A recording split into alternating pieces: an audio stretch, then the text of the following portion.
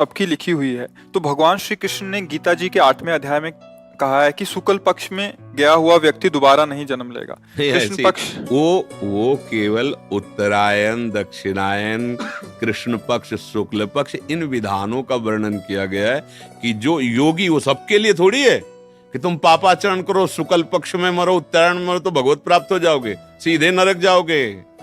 उसमें उत्तरायण और शुक्ल पक्ष कुछ नहीं करेगा। समझ रहे हो हमारी बात? वहां कहा जा रहा है कि यदि योगी जो चित्त वृत्ति को निरोध करके संसार से प्रभु में लगाता है, फिर अगर ऐसे ऐसे संयोग होते तो ब्रह्मलोक को जाता है, वो ऐसी ऐसी गति को प्राप्त होता है। अगर कोई भजनानंदी कृष्ण पक्ष में मरे, कुदिन में मरे, जिसका कोई महत्व नहीं तिथि के, ऐसी कुतिथि में मरे तो जानते हो कहा जाएगा? वो सीधे भगवान के आ जाएगा। और खूब पाप करता रहा है, एकादशी को मरे और उत्तरायण में मरे और शुक्ल पक्ष में मरे तो भगवत प्राप्ति हो जाएगी क्या? नहीं होगी। भगवान वहां विधि का, विधान का, जो सद्यो मार्ग मुक्ति का है उसका क्रम वर्णन कर रहे हैं। ऐसा थोड़ी कि कोई भी पापी आदमी उत्तरायण में मर जाएगा तो भगवत प्राप्त हो जाएगा। अभी उसकी तुमने व्याख्या समझी नहीं है। योगी बोलते हैं कि योगी जब सही समय नहीं आता है तब तक वो अपने को रुके हुए रहता है। ये केवल भीष्म पितामह के लिए है, सबके लिए थोड़ी है। इच्छा मृत्यु का वरदान तो केवल भीष्म जी को उनके पिता ने दिया था, जिन्होंने आजीवन के लिए अपने सुख का त्याग पिता के लिए किया कि मैं ब्याह नहीं करूंगा। फिर उन्होंने कहा जब ब्याह नहीं आप करोगे तो सिंहासन का अधिकारी जो फिर शायद कभी, तो बोले आजीवन ब्रह्मचारी रहेंगे। आप शंका मत करो, आजीवन ब्रह्मचर्य रहेंगे, कभी ब्याह नहीं करेंगे और सिंहासन के अधीन रहेंगे। तो ये बात सुनकर उनके पिता ने, शांतनु जी ने कहा कि तुम्हें मैं ये वरदान देता हूं, इच्छा मृत्यु जब तुम चाहोगे तब तुम्हारा शरीर पूरा हो। भगवत भजन करने वाले के लिए हर तिथि, हर समय परम धाम के लिए है। कबीर दास जी ने एक वचन में कहा था कि यदि काशी में मरने से मुक्ति होती तो जीवन भर राम राम जो रटा भगवान नाम जपा, उसका महत्व क्या? मैं ऐसी जगह शरीर छोड़ूंगा, फिर देखूं मुझे परम धाम जाते हैं कि नहीं जाते। हमारे पास नाम है, हमारे पास भजन। भजनहीन जीवन से कभी किसी का कल्याण नहीं हो सकता, चाहे जिस तिथि को शरीर छोड़े, चाहे जैसी भावना में रहे। भजन भजन वारी मथे घृत होए बरु सिकताते बरु तेल, बिनु हरि भजन न भवतरी या सिद्धांत पेल। गोस्वामी जी कह रहे, समझ पा रहे हो?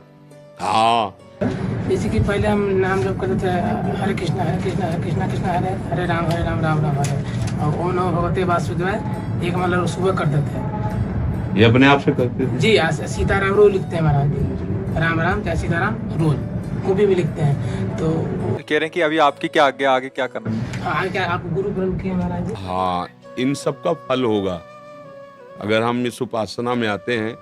जहाँ हम बैठे हैं तो यहाँ फिर आज्ञा का केवल पालन किया जाता है। मन के द्वारा माने हुए जो भी उपासना थी उसका फल ये मिल गया। अब इसमें केवल गुरु आज्ञा पे चला जाता है। जो उपासना पद्धति उसके अनुसार चला जाता है। जैसे चल रहे हो वैसे चलते रहो, सत्संग सुनते रहो, जो अच्छा लगे स्वीकार करते रहो। लेकिन गुरु बना करके फिर मनमानी आचरण ना तो सांसारिक कर सकते हो ना भागवतिक कर सकते हो। इसीलिए जल्दी गुरु नहीं बनाना चाहिए। जब गुरु बनाने का भाव आवे तब ये सोच लेना चाहिए कि आपके वचन के लिए हम अपने प्राण त्याग सकते हैं, लेकिन आपके वचन नहीं, बस बात बन जाएगी। गुरु का मतलब होता है अब जो ही कहें करें हम सोई, इसलिए चले। आपने खुद कहा अभी तक जो मन कहता रहा वो मैं करता रहा। अब जो गुरु कहेंगे अब मनमानी नहीं चलेगी, अब गुरुवाणी चलेगी। तो फिर हाँ, तो अभी तो हम तो सबको कहते हैं राधा राधा रटो, राधा वल्लभ श्री हरिवंश जपो और सत्संग सुनो। और जब फिर आगे संस्कार श्री जी करवा देंगे शरणागति का तो अपने आप आपको पता चल जाएगा मंत्र उपासना पद्धति।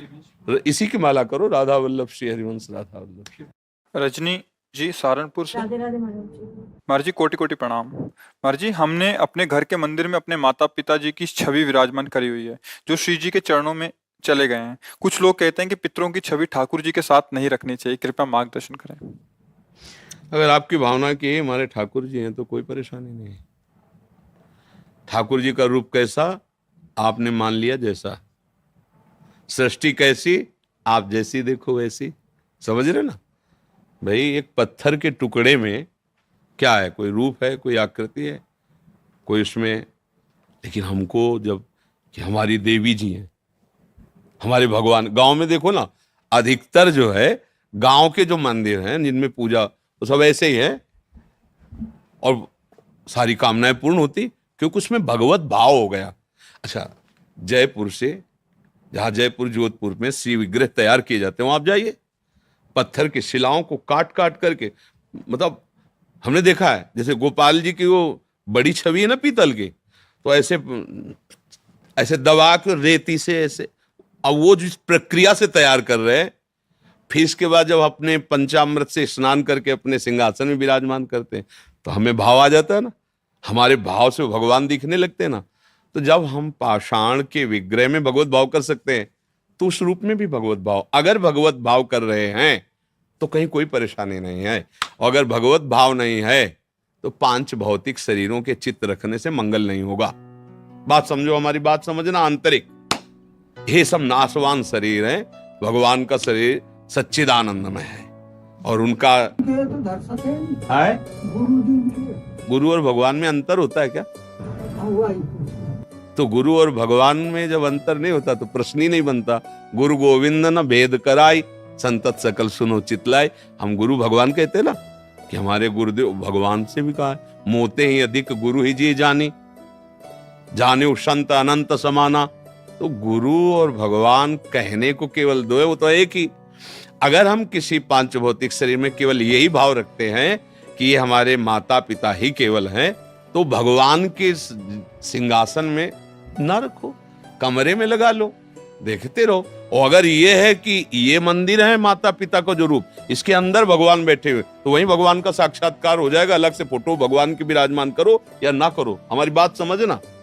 केवल अपने माता पिता की छवि लगाई और मेरे भगवान है, रोज सेवा करो, आपको भगवत प्राप्ति हो जाएगी। क्योंकि आप किसकी सेवा कर रहे हो? भगवान। तो असली माता पिता वही है ना।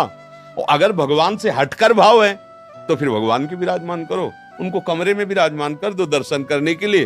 भाई ये माता है, पिता है, चाचा है, ताऊ है, परिवार, वो बात अलग हो गई। और अगर सिंहासन में, तो चाचा ताऊ नहीं बैठे हैं, मेरे भगवान बैठे हैं, मम्मी के रूप में, पापा के रूप में, वही थे वही बैठे, हो गया काम। बस उनको जोड़ो, उनमें थे, उनमें है, उनमें रहेंगे। भाव करना है, भाव कर लिया तो पाषाण से भगवान प्रकट हो गए, खंबे से भगवान प्रकट हो गए, कुत्ते से भगवान प्रकट हो गए, भूत से भगवान प्रकट हो गए। तो माता पिता के चित्र से काहे नहीं प्रकट हो जाएंगे? काऊ सो कहा जहां प्रभु नहीं वहां है, प्रकट हो जाए। पर बात समझना, हमारी आंतरिक बात समझ पाए।